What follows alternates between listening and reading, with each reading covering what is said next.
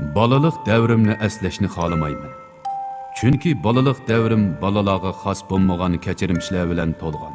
Gerçi yavoylik va logiksizlik bilan to'lgan balaliq davrimni qaytarib kelish qo'limdan kelmasa-mu, ota-onamning jumladan atrofimdagi kishilarning orzu istaklarining men izlangan yashash usuli emasligidan gumonlanish tamoman qo'limdan keladi. Hayotimni oddiylashtirish uchun tirishgan sari uni murakkablashtirib oldim. O'tmishimdan zarlangan sari texmi nachar o'tmishga mubtalo bo'ldim. İnkar qilgan har bir reallik menga jin bo'lib choplashdi. Hayotlik energiyalarimdan mangulik dvigatel yasash xiyollarim barbod bo'ldi. Ardim, charchidim. Ko'zimni ochgan sari ko'rolmadim. Oxiri ko'zimni yumdim. Ko'rganim o'zim bo'lib chiqdi. O'zimning hozirdan iborat bir reallikda yashayotganimni his qildim. Kelgusidan kelgan g'am andisha, o'tmishimdan kelgan pas-pes to'yg'ular g'oyib bo'ldi. O'zimning tafakkuriga muddaga ega bo'lgan ijtimoiy mavjudot ekanligimni to'nib yetdim. Shunda qilib men psixologiyani tanladim. Yo'q. To'g'ri qilib aytganda psixologiya meni tanladi. Kallamdagi nurg'un chigish savollarga javob topildi. Shundaqla nurg'unlagan savollar paydo bo'ldi. Men asta-asta o'zimning kontroliga o'tishga boshladim. To'yiqsiz o'zim o'rgangan psixiki savodlarni texmi ko'p kishilar bilan o'rtoqlashishni to'g'ri topdim. Undaqda darsligimni o'zimga xayrxo'sh deyish orqali boshlayman. Ali Qurbon.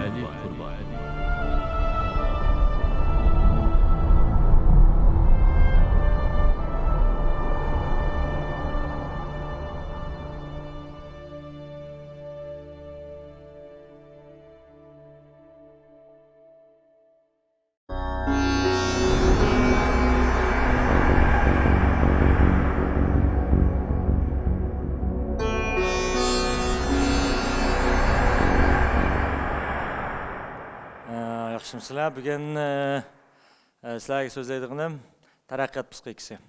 Ham taraqqiyot psixikasi degan nima esa, odamning mush balliq davridan, hatto turalgan vaqtdan taraqqiy qilib, eng oxirida cho'ng bo'lguncha oraliqda besib o'tadigan nurg'ulg'an psixika omillari, aningdagi uning mingis yuz beradigan o'zgarishlarni tushuntiradigan sohasi hisoblanadi. Ko'pincha vaqtdoshlar texe balliq bo'lmaganlik uchun yoki to'y qilmaganlik uchun balki ularga taraqqiyot psixikasini bizning o'rganishimiz muhimmi deb qarashi mumkin. Men bularga doim bundaq bir savolni qo'yaman. Unda o'z bir tag'ilat qora tug'ilib uning oqsiq chiqamdi yoki oq tug'ilib uningga qorasiq chiqamdi degan savolni o'tirib qo'yaman. Nurg'un bolalarning yoki nurg'un kishilarning subyektiv hissiyoti bo'yicha ilmiy bo'lmagan holda balkim tag'ilat tug'ilishlarida deb turib olish mumkin. Hamlet bu nimaga vakillik qildi desa, nurg'un bolalarning o'zining orzusini yoki qiyosini yakun qilib ishlatish xarakterini belgilab qo'ydi. Amaliyotda tag'ilat hargiz tug'ilishdanla u xil holat tug'ilmaydi. U odatda turalmay yoki bo'lmasa asli tag'ilat shakllanish jarayonida qora holat shakllanib, oningdagi uningga oqsiq chiqishga boshlaydi. Demak, mana shundaq narsalarni tushunish. Masalan, tag'ilatni misol keltirdim. Odamcha bir intan eski bir odam u hargiz eski bo'lib qolmaydi. U chuqum tug'ilgan vaqt yaxshi edi. Chunki har qanday bir vaqt tug'ilgan vaqtda yaxshi odam bo'lib tug'ildi. Endi u keyin uningga xuddi tag'ilatga har xil siq chiqqandek, uningga yashash jarayonida har xil ojizliklar, har xil kamchiliklar chiqishga boshlaydi. Dal shundaq narsani tushunish biz bugun so'zlamoqchi bo'lgan taraqqiyot psixikasining asosliq xizmati hisoblanadi. Unda bo'lsa biz bolalarning o'sib yetish jarayonidagi jarayonni to'rt bo'lakka bo'lamiz. Birisi sezgur motor davri, ikkinchisi oldingi mashg'ulot davri, uchinchisi konkretniy mashg'ulot davri, to'rtinchisi rasmiy mashg'ulot davri. Albatta bolalarning psixikasini tushunish har bir ota-ona intan ko'ngil bildigan bir masala. Shunga men buni bir qadar tafsilroq so'zlab beraman. Shunga yaxshiroq diqqat qilishinglarni umid qilaman. Unda olsa sezgör motor davri. Hem bu isimdilli çıkıp durup etipti, bu sezgü motor davri. Bu nim degenlik dese, bu vaqt 0 yaşdan 2 yaşgacha mushu bosqichni besib o'tadi. Bu sezgü motor davri nimidan qandaq bo'lib bu isim qo'ylab qolgan desa, chunki bu davrda bolalar shaylarni, muhitni, har qandaq narsani asos jihatdan tutish, ko'rish orqali biladi. Bunda açık aytganda, o tuta olsa, ko'rsa, ma'lum narsani mavjud deb qaraydi. Agar tutamasa, ko'rmasa, mavjud emas deb qaraydi. Masalan, bir buvoqning oldiga onun sut butulkasini qo'ysam, o ba deb qaraydi. Mayaqil tatib etsam, o g'oyib bo'ldi. Undaq narsaning mavjudligini unutib qoladi. Unda esa bu xil inkas nimani tushuntirib, bizga zot nimani tushuntirib turibdi desa, bir ona balning yenidan arilgan aman buvoqning kallasida onu mavjud bo'lmaydi. O hergizmi birdan degan keladi, yak bayating sut butulkasi oqimda, yak yenimda degan tuyg'u bo'lmaydi. Uningda mangulik mavjudlik deydigan bunday ideya bo'lmaydi. Şuna bu davrda onlarning diqqat qildig'ini nima degan vaqtda biz ko'proq tavsiya qildig'imiz ko'rish, ya'ni ko'rish orqali tarbiyalash. Ko'rish orqali tarbiyalash degan nima esa bu vaqtga amalba ko'ziga ko'proq qarab berish. Bo'libmi ona. Men ba'zi onlarning bolalarni maya kelib olganini yoki maya kelib olganini, ba'zini hatto oq kelib olganini ko'rdim. Amaliyot qaysi eng to'g'ri desa, bolani oldiga elib olish orqali onu bilen buvoqna ko'zining ushushish qitim sonini oshirish kerak. Demak, bir ana bola qancha ko'p qarab bersa bu davrda bolaning sog'lomligiga, psixikasiga intayin foydasi bor deb qaraymiz. Unda bo'lsa, mushu davr jarayonida biz alohida bir davrni tilga olishimiz kerak. U bo'lsa 14 oylikdan 17 oylikcha bo'lgan davrda ma'lum bir alohida davr bor. Bu davrni biz odatda latin tilida, ingliz tilida mother and father dynamics deymiz. Mother and father dynamics degan nima esa ona, dada dinamiksi degan gap. Bu nima degan gap desa, mushu davrda, ya'ni 14 oylikdan 17 oylikcha bo'lgan mush vaqtda bola mayli qiz bo'lsin, mayli o'g'il bo'lsin, onadan darhol muhabbati, ya'ni yaxshi ko'rishi dadaga o'tib ketib qoldi. Bu vaqtda mundashib aytganda dadaga eng muhtoj bo'lgan davri. Şuna mush davrda amalba dadlar bola bilan qancha ko'p aloqa qilib bersa, qancha ko'p bo'libmi tutish, quchoqlash, ma'qul o'ynatish yoki ko'pincha targ'ib qilganligi kakuk o'yini deb qo'yamiz. Masalan, bir mukvelib paydo bo'lish. Bunda qo'yallarga bolalar intayin qiziqadi va bunda qo'yallarning odatda mingni g'idiqlash, inkasini tiziltishga intayin roli bor. Shunga 14 oylikdan 17 oylik bo'lgan vaqtda dada cho'qim bola bilan bo'lgan aloqasini kuchaytirish kerak. Agar dadasi bo'lmasa shu degan vaqtda dadaning rolini o'taydigan, masalan, onaning akasi bo'lamdi yoki inisi bo'lamdi yoki onaning dadasi, ya'ni buvoqning cho'ng dadasi bo'lamdi, bular cho'qim bir mush vaqtda bu bola bilan ko'proq aloqa qilish kerak. Biz buni odatda ana, dada, bola dinamiksi deb ataymiz. Ham 18 oylikdan kirgan vaqt shu degan vaqtda bu davrda bolalar bu davrni oyoqlashtiradigan mezgil bo'lib qoldi. Shunga bu vaqtda nurg'un naslning ko'z oldidan yo'qolib ketsa-mu, ya'ni qaytib keldiganligini biladi. Ya'ni mavjudlik tuyg'usi. Bu nas ba degan tuyg'u asta-asta shakllanishga boshlaydi. Bu vaqtda bolalarning xarakteri qanday o'zgarish yuz berdi desa, ma'lum narsaga majburlashni, ota-onaning sabr chekini sinab boqadigan bir mezgili. Mushu davri kelgan vaqtda, ya'ni birinchi sezgi motor davrining oxiri kelgan vaqtda bolda qiliq shakllantirgan eng yaxshi shakl. Ya'ni bu vaqtda bolaga ba'zi narsalarni qis bo'lmaydiganligini o'rgatsimi bo'ladi. Ammo bu jazolash orqali emas. Qanday qilish orqali deganda, men oldingi shartlashdimi deb o'tib ketdim. Agar buvoq bola yuziga xatar keldigan yoki qilish tegishli bo'lmagan ma'lum ish qilgan vaqtda ota-ona bunga vaqirab, wuduqib ketish orqali emas, nihoyat muloyimlik bilan, ammo bir xil izchillik bilan uningga ko'zi qarab turib buvoqning, kulib turib beşin langish orqali buvoqning oshni qiysa bo'lmaydiganligini uqtirib qo'yish kerak. Men bir qatim takrorlab qo'yay. Uning vaqirash yoki chaqirash yoki silkish, urish orqali emas, ko'zi tikilib turib, kulimsirash orqali to'xtamay yaqtab turib olganda buvoq bu harakatni darhol qilishni to'xtatadi. Nima ish qiladi degan vaqtda 18 oylikdan 2 yoshga kirgan mush davrda buvoqlar tug'um aldilam ota-onasining kayfiyatini his qila oladi. Mayli onaning kayfiyati yoki dadaning kayfiyatining qanday o'zgarayotganligini bola intayin aniq qildi bila oladi. Shunga bu davrda ona bilan dada urushib qolgan vaqtlarda o'zining kayfiyatini qo'rqinchli bo'libmi, qo'rqingan, intayin tashvishlangan bu xil chiroy ifodalarini amal bu vaqt ko'rsatmasi kerak. Agar mush vaqtda bu vaqt ularning tashvishli qiyofatini ko'rsa, bu vaqtimi tashvish yuz berdi. Chunki bu xil pasib bo'lgan kayfiyat hodislarining hammasi amaliyotda bevosita bolaga hanzucha shazay deb qo'yamiz hamda bevosita kuchurlib mangdigan gap. Shunga buningga alohida diqqat qilish muhim. Hamda bu davrning oyoqlashganligini qanday bilamiz desa, bu vaqtning sut botilkisini ma'lum narsaning oqiga yushirib qo'ysa, bu vaqt ashini izlab topa olgan bo'lsa, unda bo'lsa sezgurmatur davri bitdi degan gap.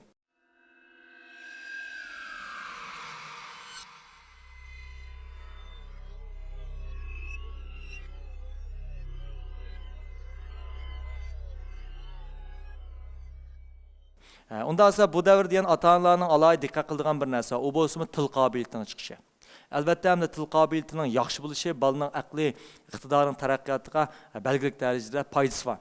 Gerçi butunlay uning aqlliq darajasini bekitib etmagan taqdirdami, til qobiliyatini bildigan so'zligi yoki ma'lum narsaning ismini atalash iqtidori qancha yaxshi bo'lsa, bu bolaning keyingi maktab hayotida albatta belgilik darajada foydasi bor. Unda esa bolaning til qobiliyatimiz qanday shakllantiramiz?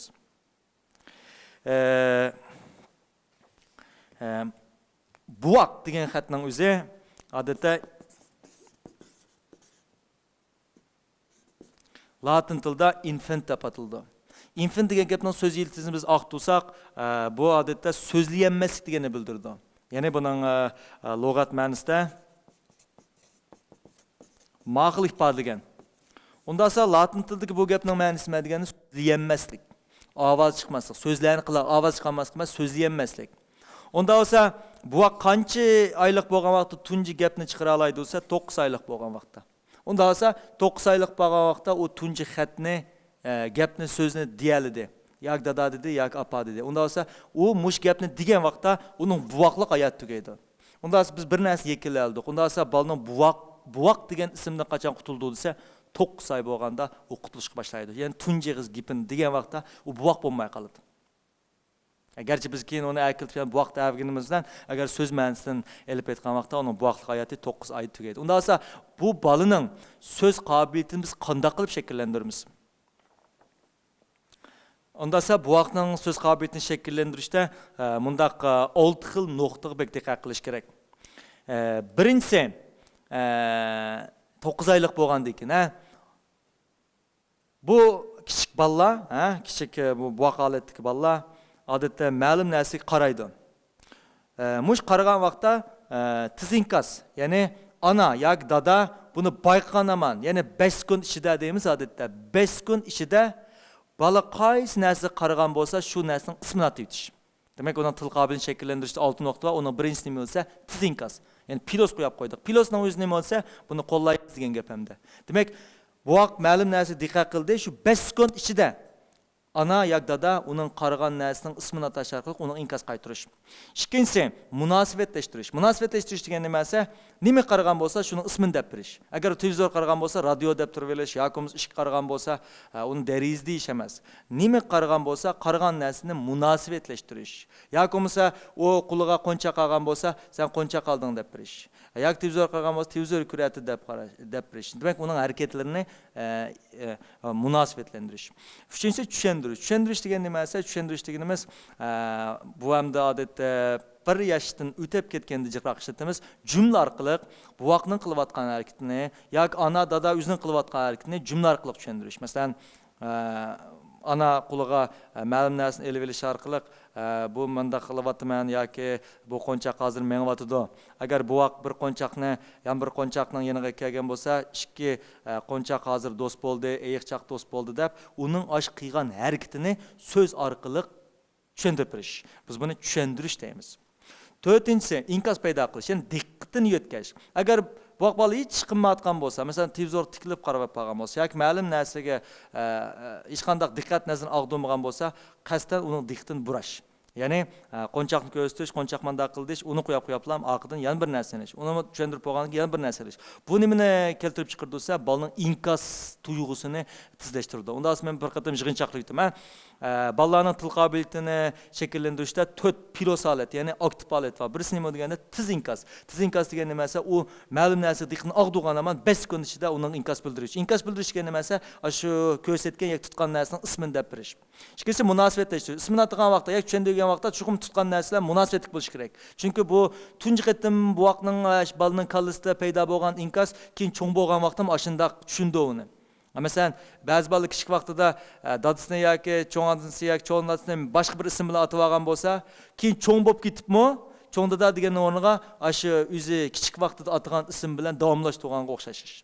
Shunga buning yakomuz biz Ibn Xavsning gap bo'yicha bilimning original muhim deymiz. Shu tunji vaqtida ismni to'g'ri atab berish. Üçüncüsü ise tushundirish. Tushundirish deganimiz mesela hareketlerini anda qilyotdi, ma'manda qilyotdi, u manda qilyotdi, ma'manda qilyotdi. Tushundirib. Diqqatni o'tkazish degani mesela onun diqqatini pat-pat har xil shaylarga yo'tkash orqali uning diqqatini yo'tkazib berish. Endi men minus qo'yib qo'ydik. Men minusni qat'iy ishlatmas kerak. Birisi ayiblash. Agar u qo'ncha qilgan bo'lsa, amma demaslik. Agar u boshqa bir elish tegish bo'lmagan narsani olgan taqdirdimi, uni amma deb silkib etmaslik. Chunki bunda qilgan vaqtda, keyin bu vaqtda undaq harakatlarga bir xil qo'rqinish shakllandi. Men bayatın dedim, bu vaqt bola, yakomiz kichik bola ota-onasining kayfiyatini intan tiz sezgür buldu. Bunda kayfiyatni intan tiz tushunaladi. Shunga u qopqin turib yo qo'rqinish tashvishida balalarning bu harakatini to'sgan vaqtda u keyin u narsani olmaydigan, bir narsani deyishni xohlamaydigan til qobiliyatimi bag'ansir tushib ketadigan ahvollar shakllanadi. Shuni ayiblash qat'iy bo'lmaydi. Kar bo'lmaslik. Bunimi kar bo'lmaslik degan nima esa, bola buni tutgan vaqtda ota-onaning hech qanday kar bo'lmagan vaqtda bola bunday narsadan zerikadi. Biz buni shartlashni o'rgangan. Agar bola bir narsa chiqib bo'lsa, bola ota-ona darhol uningga kirishib olgan bo'lsa, demak bola bu diqqatga erishish uchun to'xtamay shu narsani chaqadigan taraqqiy qildi deb bo'ldi. Shunga bola qachonda eg'iz ochsa yoki ma'lum narsa gap qilsa, ota-ona buningga yuksak ahamiyat bersa, yuksak e'tibor bersa, bolada bu xil narsa tiz bo'lishi uchun kar bo'lmas ayblashni qat'iy chiqarib tashlash kerak. Men to'yatiga alohida diqqat qilsak, bolalarning til qobiliyatida belgilik darajada o'sish hosil bo'ldi. Uningdan boshqa qilish kerak degan vaqtda to'xtamay ona bilan so'zlashavergandimi, bolaning til qobiliyatida ma'lum chek shakllanib qoldi. Shunga bu xil paranglashga dadam qatnashish kerak bo'lsa, agar sharoit bo'lsa, boshqa tuqqanlar, do'stlar, qo'shnilar, mushlarmi aloqa qilish orqali har xil gaplarni qilib bersa, bu vaqtning mingisining g'idiqlanish qatim soni bir qadar yuqori bo'lgan gap.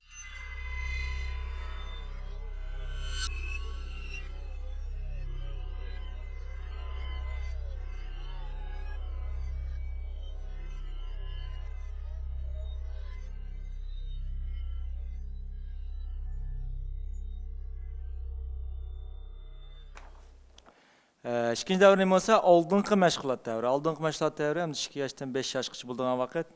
Endi bu davrda odatda bolalarda konkretni dunyo uqumi shakllandi. Konkretni dunyo uqumi degan nima esa, bolada dunyoga nisbatan bir ko'z qarash shakllandi. Ammo u real dunyoni emas, kalliski dunyoni biladi.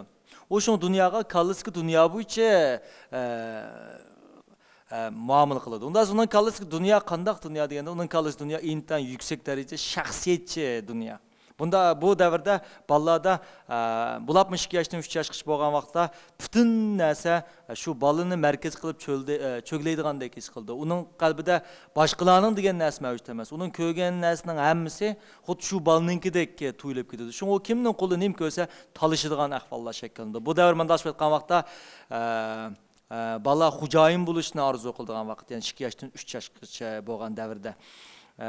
Bu davrda asos diqqat qilganimiz nima degan vaqtda, bu 62 yoshdan 3 yoshgacha davrda bolalarga qaror chiqarishni o'rgatish. Qaror chiqarishni o'rgatish degan nima esa, tanlashni o'rgatish. Masalan, uning kiyimini kiygizmoqchi bo'lsa, amaliyot 2 yoshdan 3 yoshgacha bo'lgan bola nim kiyim kiyib bo'lardi. Shunga o'xshamagan ishtanni masalan qo'yib turish orqali qaysini kiysan deb, qaysini tanlasa shuni kiygizish. yoki bo'lmasa tamoq nima qilgan vaqtda qayerda o'tirishni yaxshi ko'rsan deb, uning mayada o'tirishni, yoki bo'lmasa men nerda o'tiraman sen deppa deyish orqali onunğa amalba qarar chiqarish fursatini ko'proq qilib bersa, bundaq bolalarda keyinchi nim shakllandirsa bir xil mustaqillik ideyasi, ko'z qarash, o'zlik shakllandi. O mandash qilgan vaqtda nurg'u ishlarda qarar chiqara oladigan bo'lib chiqadi. Endi 3 yosh bo'lsa, 3 yoshdan 4 yoshgacha bo'lgan vaqtda biz bularning ijtimoiy turmush shakllandi. Mandash qilganda do'st tutishga boshlaydi. Ammo do'st tutgan vaqtda bek ko'p do'st tutmaydi. Bir yoki ikki do'sti bo'la oladi. Ko'pincha bolalarning birli do'sti bo'ldi. Shunday vaqtda amalba qo'shni avlamdi yoki o'zining tang tutish navrlar avlamdi. U bir do'st tutishni bilish kerak. Bu orqali o'zlarining tang tutishlar bilan qanday muomala qilishni o'rgansa bo'ladi. Ammo 3-4 yosh vaqtni nurg'on ota-onalar biladi. Odamning intan beshini og'ritilgan bir davr. Ya'ni to'xtamay manimo, nimishqa deb so'raydigan davr. Bu savollarni so'rash orqali ota-onasi bilan jiqroq vaqt sarf qilishni umid qildi. Shuning bu davrda ota-onalar bolalar bilan sifatlik vaqtlarni o'tkazsa bo'ldi. Sifatlik vaqt degan nima desa, masalan, taloq chiqish, ya'ni ota-onasi o'zi xushal bo'lish uchun o'tkazgan ba'zi harakatlarga bolalarni elib olish. Masalan, do'stlar bilan kurashmoqchi bo'lsa, bolalarni elib olish. Yoki sayohat qilib chiqish, yoki birga bog'chida o'ynash, yoki bolasi bilan birga to'p o'ynash, qatorliq harakatda vaqt sarf qilishni biz odatda sifatlik vaqt sarf qilish deymiz. Endi 3-4 yoshda yana bir alohida bir davr bor, men buni chuqur eskartib qo'yishim kerak. Men oldida bir dedim, ana dada dinamik so'z berdi, ya'ni bola dadaga yo'tkilib dadaning muhabbatiga muhtoj bo'ldi dedim. Ikkinchi davr qachonsa dal 3 yoshdan 4 yosh davri. Bu davrdami bolalar intayin dadaning muhabbatiga bek muhtoj bo'ladi. O'g'il bu mush davrda dada orqali bir xil erlik xususiyatini o'rgansa, qizmi dadaga muhabbat bog'lash orqali uning muhabbatga bo'lgan ihtiyoji shakllandi. Agar bir qiz bola 3-4 yosh vaqtida dadasining muhabbatiga mush davrda to'liq erishmasa, keyin nim shakllansa, baldular o'g'illarning muhabbatiga muhtoj bo'ladigan, ya'ni baldu muhabbat ish kelib chiqib qoldigan gap. Shu 3 yosh vaqtida dada cho'qim qiz bilan ko'proq vaqt sarf qilish orqali qizning bu xil muhabbat ehtiyojini shu vaqtda to'liq qondirishi, o'g'ilning muhabbat ehtiyojini qondirish kerak. 5-6 yosh vaqt deganda 5 yoshdan 6 yosh vaqt ko'pincha bolalarning asosiyatdan ijtimoiy chambarak hosil qiladigan. Ijtimoiy chambarak degan nima esa asosan do'stlar ko'payib ketadigan vaqt. U chaqda 5-6 yosh 5-6 dona do'stlari bo'ladi, birga o'ynaydi, maldik bolalar bilan birga o'ynaydi. Bundaq harakatlarni cho'qim rag'batlantirish kerak. Chunki bola mush vaqtdan boshlab bir to'p bolalar bilan o'ynash o'rganmasa, keyingi o'zining cho'ng bo'lgandagi ijtimoiy aloqadimi azroq tamtiraydigan ahvollar shaklida. Ba'zi bolalar o'zining tanishlar bilan o'ynashni xohlamaydigan ahvollar shaklida. Bu vaqtda ota-ona hargiz buni sal qaramay, har xil usullarni ishlatish orqali bolalarni bu to'pga qetib etishni, amal va bolalar bilan ko'proq o'ynab berishni talab qilish kerak. Uningdan boshqa 5-6 yosh vaqtida yana nima o'rgatsa bo'ladi desa, bolaning yaxshi ko'radigan va yaxshi ko'rmaydigan narsa paydo bo'lishga boshlaydi. Biz buni oldingi psixik salohiyat chamberga bir deb ketgan. Ya'ni bolaning nimani yaxshi ko'rish, nimani yaxshi ko'rmaydigan narsani shakllantirish kerak deb. Shunga 5-6 yosh vaqtda ba'zi ota-onalar bolalarimga foyda deb ular yaxshi ko'rmaydigan narsani zo'lab qo'ygan vaqtda bolada o'zlikni darhol tugashtirib yetib qoldigan ahvollar shaklida. Shunga bunda vaqtda bola agar xohlamasa yoki o'ziga ziyonli narsalarni rad qilishni, ya'ni yo'q deyishni o'rganish kerak. Shunga nurg'un narsalarga yo'q deyishni bilgan boladimi bir xil o'zlik shakllangan bo'ldi. Garchi uning ba'zi foydali narsalarni rad qilayotgandek tuyulgan bilan, ammo uning xarakteri nima shakllantirsa, uning o'zining bir kishilik ko'z qarashining bog'liqidan direkt beradigan gap. 6 yosh kirgan vaqt deganda 6 yosh kirgan vaqtda asosiyatdan bolalar maktab yeshiga tayyorlik bitgan bo'ldi. Ya'ni ota-onadan ayrilsa bo'ladigan davr. Buning oldingi davrlarda bo'lsa asosiyatdan bolalar ota-onadan taz ayrilib ketolmaydigan. Eng ko'p ayrilsimi 100 metr yoki 200 metr jiroqlik, ya'ni onasini, dadasini ko'rib turib ayrila oladi, biroq butunlay ayrilmaydigan davr. Ammo 6 yosh kirgan bo'lsa, u asosiyatdan maktab hayotiga qadam qo'ydi. Ham shundaq deyish kerakki, hamda hozirgi shahar muhitida hamma bilasizlar, ota-onalarning xizmati va albatta bolalar bilan bek ko'p vaqt sarf qilinmaydi. Shunga yesli qatorliq bu xil institut hisoblanadi. Shundaq o'rinlarni tanlash to'g'ri keldi. albatta buningmi bek ko'p ziyni yo'q deb qaraymiz. Nimishqa degan vaqtda yesli xarakterlik bu xil yerlarda bolalar o'zining tang tushlari bilan birga o'ynashni asos qildi. Ammo yesliga aytgan vaqt shundaq narsa diqqat qilish kerakki, ham shu yesli o'qituvchisi bolalarni chuqum amalba qo'rqitib etmasi kerak. Chunki bu vaqt qo'rqitib etgan vaqtda balda tabiiyla keyin maktab berishdan biz oldingi vaqtlarda klassik shartlashni dedik. Yeslida qo'rqitib etgandikilar balada maktabdan bizar bo'lgan, maktabdan qo'rqaydigan ahvol shu vaqtdan shakllanib qoldi. Shu yesli o'qituvchilari bolalar amalba bir xil o'zining onistek muomala qila olsa, o chaqda yeslining bolalar bo'lgan tarbiyasi texmo yaxshi bo'lgan gap. Ammo bu davrda ba'zi ota-onalar sal aldirab ketib bolalarga ma'lum narsani o'rgatishni sal tizlatib qoldigan ahvollar bo'ldi. Hamda mush ma'lum narsani o'rgatmaslik to'g'risida nurg'a odamlarda qaymoqish bo'lib qoldi. Zodi biz narsani o'rgatamdik, o'rgatmamdik deb. Ham bunga mundaq tadbir qo'llansa bo'ldi. Bola xohlagan bo'lsa, yaxshi ko'rgan bo'lsa, uni o'rgatish. Agar xohlamagan bo'lsa, hargizmi bolani uni zo'lab o'rgatmaslik kerak. Chunki bu 5-6 yoshgacha davrda uning qattiq bilimlarni, ma'lum uchur xarakterlik bilimlarni o'rganib olishi amaliyotda uning miyasining taraqqiyotiga aksi ta'sir qilib qo'ydi. Ammo bola xohlasa, oshni yaxshi ko'rsa, u chaqda ota-onalar bu xil tarbiyalashni qo'llansa bo'ldi. Agar bola qat'iy xohlamasa, ota-ona o'zining qo'shnilarining bolalari yoki do'stlarining bolalarining ma'lum narsani o'rganganini ko'rablar, bolani bunga zo'lab tiqib qo'ygan vaqtda u bola shu vaqt qo'rqib o'rgangan bilan keyin ota-onadan ayrilgan vaqtda uzluksiz o'rganishga bo'lgan qizg'inligi butunlay tuvallab ketgan gap.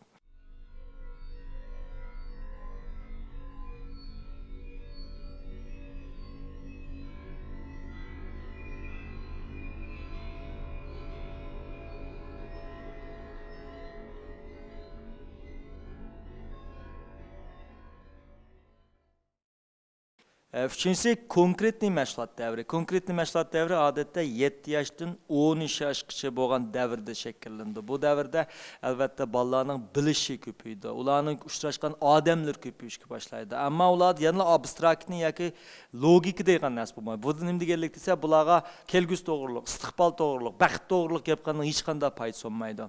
Ham bu davrning bir ortiqchiligi bor. U bo'lsa odamda, ya'ni mayli o'g'il bo'lsin, mayli qiz bo'lsin, otliq va onliq hormonning yetilishi. Ham otliq onliq hormon, ya'ni endogen va ekstrogen deymiz. Bu ishki hormon o'g'illarda tang mavjud bo'ldi. Qizlarda mı tang mavjud bo'ldi. Ammo o'g'illardagi onliq hormon bag'an siri pasayib, otliq hormon ro'shanlashib boshlaydi. Qizlarda chu desa, onliq hormon ro'shanlashib, otliq hormon tuvallashib boshlaydi. Biroq ba'zi bolalarda mush davrda o'g'illar ya qizlar o'zining tipidagi, o'zining mesela o'g'il bo'lsa o'g'illar bilan, qizlar bo'lsa qizlar bilan aralashib, ma'qul aloqani qilishi bek muhim. Chunki bu vaqtda agar bir o'g'il bola ko'pincha ochilari yoki singillari yoki qizlar bilan birga o'ynab o'ssa, bu bolaning onliq hormonining tuvallishi sallaliq ojizlab, onliq hormonining ta'siri ma'lum darajada shakllanib qoldi. Qizlarning shunday bo'ldi. Shu bu davrda bolalarning chiqim tiplarga ayirib etish bir qadar muhim deb qaraymiz. Eng oxirgisi rasmiy mashg'ulot davri. Rasmiy mashg'ulot davri hamda 14 yoshdan 18 yoshgacha bu vaqtda hammamiz bilamiz, ba'zida hamda odam badanida o'zgarishlar, ya'ni quramiga yetgan vaqtga o'zgarishlar paydo bo'ldi. Ba'zi qizlarda konkret mashg'ulot davridilar tezlik yetilib ketishi shakllandi. Ammo ko'pincha ahvollarda shu 13, 14, 18 yoshda yetildi deb qaraymiz. Hamda bu xil fiziologik va biologik jihatdagi o'zgarish bularning psixikasida xeli yuqori darajada psixikasiga ta'sir qildi. Ammo o'g'illarga nisbatan bu davr psixikasiga sal bek ko'p ta'sir qilib ketmasligi mumkin. Biroq chunki o'g'illarda badan o'zgarishi bir qadar yushin holatda ifodalandi. Ammo bu davr dal o'g'illarning shu ba'zi namoq bo'lgan, sog'lom bo'lmagan ba'zi harakatlar bilan shug'ullangan davri. Shunga amal bu davrda ota-ona o'g'illarga, dadasi masalan o'g'illarga, o'g'liga ma'lum jihatdagi mush tarbiyalarni yushirin bevosita vasitali holda elib berish menimcha muvofiq deymiz. Qizlar uchun deganda qizlarda ko'pincha ota-onalar bildi, bu davrda fiziologik o'zgarishi bir qadar ko'rinarlik bo'ldi. Bu vaqtda qizlarda bir xil o'zini sal tuvan ko'rish yoki xijil bo'lish hissiyoti yuqoriroq bo'ldi. Bu vaqtda cho'nglarning ko'zi qarayolmaydigan yoki taloq chiqishda bir qadar biyap his qildiği ahvallar şeklinde. Çünkü bu davrda hergizmo qizlarning azariyib qilishini to'sash kerak. Chunki bu vaqtda qizlar o'zining badani tufayli zanglik uchragan bo'lsa yoki ota-onasining aybi uchrasa, darhol qizlarda o'zini tuvan kurash, anikin xomushlik, anakin otizm bikinib olish degan alomatlarmi mushu konkret mashg'ulot davrida bevosita ifodalanib chiqadigan gap. Ondan ba'zi onlarning masalan grim qilish jarayonida o'zining qirib ketib qolganligi, qo'riqning jiqqiyib ketib qolganligini balisi bas o'rinda, balisi holatda deb qo'ydi. Bu xil deyishning o'zi balaga ig'ir darajada psixika pasiv ta'sirini qo'zg'aydi. Chunki bala otasini yoki dadasini inta mukammal inson deb qaraydi. Undan bir ona o'zining kichik qizining yanında o'zining qirib ketib qolganligi, satlashib ketib qolganligini desa, bu amaliyotni nimani shakllantirdi desa, ash qizning kallasida o'zidan bir xil noyati, o'zining satikanligi, o'zining noyati qirib ketib qolganligidek berib qo'ydi. Shunga bundaq ahvollarga bek diqqat qilish kerak. Uningga rasmiy mashg'ulot davrida bolalar o'zini cho'ng bo'ldim deb qaraydigan ahvollar bor. Shunga bu vaqtda ular bir qadar o'zbeshimcha, o'zimnikini rost deb qaraydigan, hatto ota-onalarga bir xillikqa nim deb qo'ymiz, kirishib oldigan ota-onalarga isyon ko'taradigan yoki uningga doim o'qti qo'padigan mazgil hisoblandi. Onundan başqa yana nimalar diqqat qilish kerak deganda, mushu konkret mashg'ulotlar bilan rasmiy mashg'ulot davrida bolalarning psixikasiga yoki bularning axloqining shakllanishida ota-ona muhim o'rin turmay qoladi. Bu vaqt kim muhim o'rin tursa, uning tang tushlari muhim o'rin turadi. Chunki bu davrda ular yaxshi yomon ishlarning har qandigini tang tushlari orqali o'rganib chiqadi. Shunga ota-onalar bolalarning mush davrda aralashgan bolalarga ancha-muncha ko'z quloq bo'lib qo'yishi kerak. Uningdan boshqa ba'zi hormon yoki fiziologik o'zgarish tufayli bolalarda rasmiy mashg'ulot davrida darsga qiziqmaslik shakllandi. Yotchinislarga qiziqish, ders qiziqmaslik shakllandi. Bu ularning mingisdagi ma'lum bir tuzilish. Chunki bu davrda ota-onalar balam tuyuqsiz chekinib ketdi, to'liq mandat sen tirishmatibsa ayblashga qat'iy bo'lmaydi. Chunki bu davrda chekinib ketishi tabiiy ahvol shakllandi. Ondan bu davrda bolalar o'zining qilgan nurg'un ishlarini yushirishga tirishadi. Hamda bir balaning o'zining ma'lum bir xatoligini demaslikning o'zi ota-onaga balkim tasalli berishi mumkin. Chunki demaganlik uchun qilmadi deb o'ylaydi. Ammo demaganlikning o'zi bu harakatni qilmaganlikdan direkt vermaydi. Shunga mening ko'pincha ota-onalarga tavsiya qildig'im nima degan vaqtda bola qanday xatolik o'tkazishdan qat'iy nazar ota-onasiga deyalish kerak. Mayli u qandaq qo'rqinish xato o'tkazgan bo'lsa-mu, ota-onasiga deyishni o'rgansa, u chaqda bu balani ota-ona tizla kontrol qila oladi yoki keyin bu bola cho'ng bo'lgan vaqtimi ota-onasidan uningdan ansirish tuvallaydi. Agar u barliq ishlarni yushirishga tirishsa, kichik vaqtida ham shundoq bir xil yaxshi ketib qolgan bolaning tuyuqsiz cho'ng bo'lgan vaqtda o'zgarib ketib qolganini his qilamiz. Amaliyot bu bola nurg'un ishlarni balkim yushirin holat qilayotgan bo'lishi mumkin. Shunga bolalar o'zining xatoligini degan vaqtda ota-ona hargiz bu xatoligini dastak qilib turib balaga zarba bermasi kerak. Chunki bundaq zarba balaning qiliqini tuzilmaydi.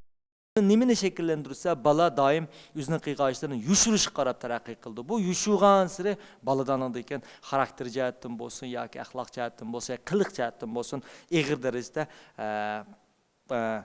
passiv yoki foydasiz holat qarab taraqqiy qiladi.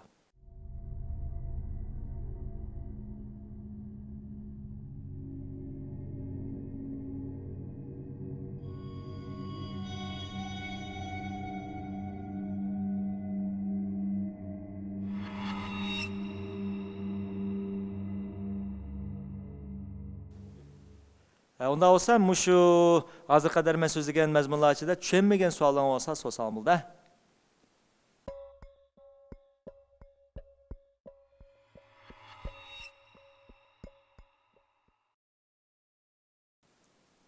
Siz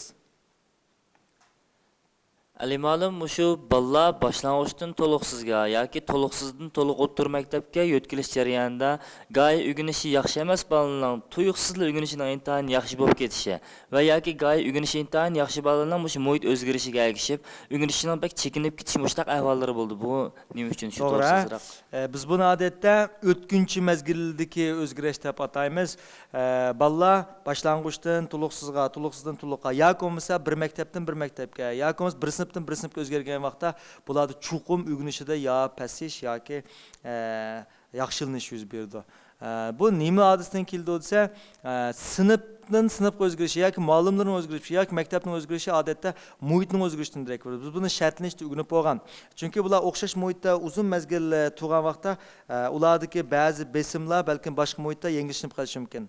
Yoki bo'lmasa aslida besimi yo'q muhitdan boshqa bir muhitga ma'lum sabab bilan ko'chgan vaqtda balkim ularda besim shakllanib qolishi mumkin. Demak, bolalarning o'rganishini ba'zi bek nachar bo'lib ketsa, muhit almashtirsa balkim ularning yaxshi bo'lib kelishi mumkin. Ammo ba'zi bolalarning darsi asli yaxshi emas. Ammo asli yaxshi muhit almashtirsa balkim bularning o'rganishi tuvallab ketishi mumkin.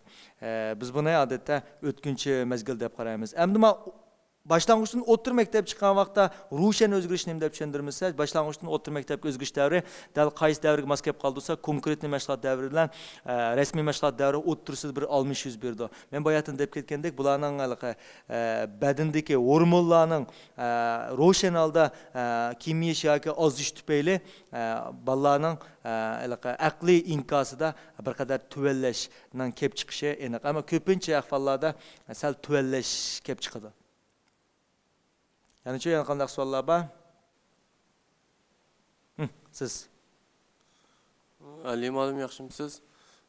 So'rab baqsam, shu bolalarning ba'zi burun masalan o'ynab qalayimqon yurgan kiyimlarni maynat qilib yurgan bilan tuyuqsiz ham yana bir mezgil vaqtda o'zining kiyinishlariga, yurishtirishlarga, chachtirga bak diqqat qilgan vaqtlar bo'lib qoldi ekan. To'g'ri. Mesela bayatın biz deb o'tib ketdik, 6 yoshdan boshlab bularning ijtimoiy chambarak yuz berdi. Ijtimoiy chambarakning yuz berganidan tortiblar bularda g'urur, o'zlik, anadagi badan obraziga diqqat qilish shakllandi. Chunki yolg'iz qolgan vaqtda siz masalan hargiz kiyimingizni diqqat qilmaysiz. Chuqur ma'lum bir odamlar bor so'ringa borganda anadagi kiyimingizni diqqat qilish boshlaysiz. Ballam shu. Ballar qachondan boshlab do'st tutishni boshlagan bo'lsa, ular o'zining kiyim-kechigiga diqqat qilish qarab maqdi. Unda biz rag'batlantiramdik yoki cheklamdik. Mesela qizlarda chash tarash yoki girim qilish shaklida, o'g'illardimi ancha-muncha usti-beshiga diqqat qilish qarab maqdi. Ham bu xil masala kelgan vaqtda muvofiq bo'lgan o'zini tuzashtirishni rag'batlantirish kerak. Ammo qizlardagi masalan girim qilish, ko'zini yoki qosh yoki qatorliq haddan ziyoda o'ziga mos kelmagan holdagi girimni chuqum cheklash kerak. Chunki mushkil girim tufayli ularda boldu yitilib ketish yoki bo'lmasa tizla bir xil muhabbet qaynimiga kirib qilish shakllandi. Chunki bu davrda ko'pincha bolalardan nimaning muhabbet ekanligini bilmaydi. Ular faqat o'zining jinsiga o'xshamagan qarshi jinsga nisbatan qiziqish tufayli qarshi tarafni yaxshi ko'rib qolgandek his qilib ketib qolgan gap. Men mush savol tufayli bir narsani deb qo'yishim kerak. Biz yolg'onchilikdan bir deb o'tib ketdik. Qanday yolg'onchilik eng mukammal bo'ldi desa, o'zining degan gapiga o'zishinib qolgan vaqtda bu xil yolg'onchilik intan mukammal bo'ldi. Hamda nurg'un o'g'illar, bular 14-18 yosh davrda ular ma'lum bir qizni yaxshi ko'rgandek his qildi. Shunga ular bu xil yaxshi ko'rib qolgan tuyg'usiga o'zim ishinib qolganlik uchun buni qarshi taraf ifodalaganda intan mukammal ifodalash mumkin. Hem bugün kun kelgan vaqtda bu xil hareketler nimani keltirib chiqardi desa, bu o'smir bolalarda tizla muhabbetlish keltirib chiqardi. Bu o'smir bolalar nimaning muhabbetlishini, uningdan kelib chiqqan oqibatlarni bilmagachga, ba'zida o'zi bilib bilmay ba'zi xatoliklarni sodir qildi. Shunga men shundaq narsani tavsiya qilamanki, bola bo'libmi qiz bola 13 yoshga kirgan vaqtda onasi, hatto dadasi uningga mush to'g'riliq chuqum tarbiyani berishi, ya'ni uning hayotida o'g'illarning paydo bo'lganligi, o'g'illar ularga o'zining muhabbatini izhor qilgan vaqtda amaliyotda buning haqiqiy muhabbat emas, faqat erishishganligi, qiziqishganligi. Agar bu xil harakatni cheklamasa yoki bu xil narsaga oldin tayyorlik bildirmasa, ba'zi oqibatlarning kelib qo'ydig'ini desa, bu oldin ularga o'g'irlangan vaksina bo'ldi. Chunki u qiz hamon bir kun uning hayotida bir o'g'il bola mavjud bo'ldi. Agar bu xil bilimlar to'liq bo'lmasa, vaqt kelganda u qiz qanday inkos bildirishni bilmaydi. Agar uningga oldin bu xil vaksinalar urilsa shu degan vaqtda uning hayoti shu yuz berganda, to'g'ri mening dadam, opam mundaq deganda, dal mushundaq ekan deb u o'zidan buni mudofaa qila oladigan bo'ldi. Hamda ba'zi ota-onalar atalmish bu kichik qizimiz yoki bolamiz kichik deb atalmish o'zaro nima deb qo'yamiz, padishab deb bu narsani tilganmagan bilan bu xil tilganmaslik hargiz u harakatni cheklayolmaydi.